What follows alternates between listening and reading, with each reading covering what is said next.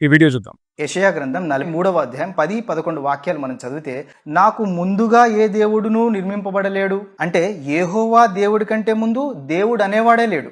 నా తరువాత ఏ దేవుడును ఉండడు, అంటే యెహోవా ఉన్న తరువాత రెండో దేవుడు ఉండే అవకాశమే లేదు. యెషయా గ్రంథం 43:10-11 వచనాల్లో నాకంటే ముందు ఏ దేవుడును లేడు, నా తర్వాత కూడా ఏ దేవుడు ఉండడు, నేను తప్ప వేరొక రక్షకుడు లేడు అనేటువంటి మాటలను బట్టి యేసుక్రీస్తు ప్రభు వారి యొక్క దైవత్వాన్ని కొందరు క్వశ్చన్ చేస్తున్నారు.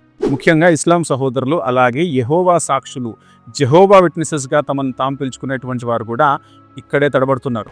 పాయింట్ ఏంటంటే, యెహోవా అంటే కేవలం తండ్రి మాత్రమే కాదు.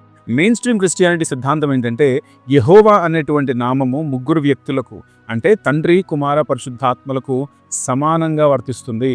ఇందాక మనం చదివినటువంటి యెషయా గ్రంథము 43వ అధ్యాయంలోని వచనాలు వాస్తవానికి త్రిత్వాన్ని బలపరిచేటువంటి వచనాలు. ఎందుకంటే ఒక పక్క దేవుడు నా మహిమను మరెవరికి ఇచ్చువాడను కాను అని చెబుతూనే, మరోపక్క యేసుక్రీస్తు కూడా తండ్రితో మహిమను కలిగి ఉన్నాడని యోహాను సువార్త 17:5లో మనకు కనబడుతుంది.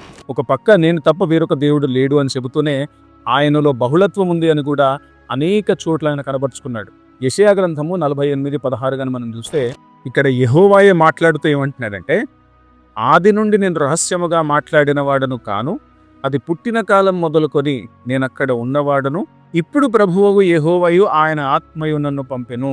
ఇక్కడ మనం చూస్తే పంపేవారు అంటే తండ్రి, పరిశుద్ధాత్మ, పంపబడినవారు అంటే కుమారుడు, ఈ ముగ్గురు వ్యక్తులు కూడా యెహోవాగానే సంబోధించబడ్డారు. ఇది కేవలం ఒక ప్యాసేజ్ మాత్రమే. ఇలాంటి ప్యాసేజెస్ పాత నిబంధనలో చాలా అంటే చాలా ఉన్నాయి. బాటమ్ లైన్ ఏంటంటే, దేవుడు త్రియేకుడు అని మనం నమ్మడానికి లేఖనాలే మనల్ని బలవంతం చేస్తున్నాయి.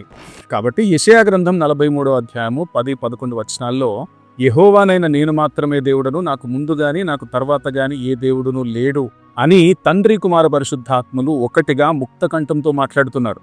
యేసుక్రీస్తు ప్రభువారు మొదటి శతాబ్దంలో పుట్టినటువంటి కొత్త దేవుడు కాదు. ఆది నుండి ఉన్న దేవుడే శరీరధారిగా మన కోసం వచ్చాడు.